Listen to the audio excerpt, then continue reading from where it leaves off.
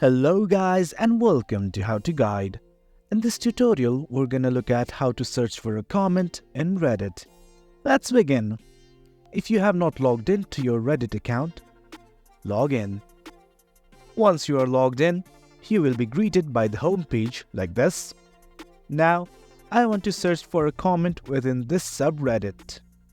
Simply click on the subreddit name, and within the subreddit community, I want to search for a simple text. Let the text be anything. Simply let's type GPT, you can type anything here and simply click enter. Now I only want to focus on the comments. So, below the menu bar, you will find these things such as posts, comments, and so it results all of Reddit.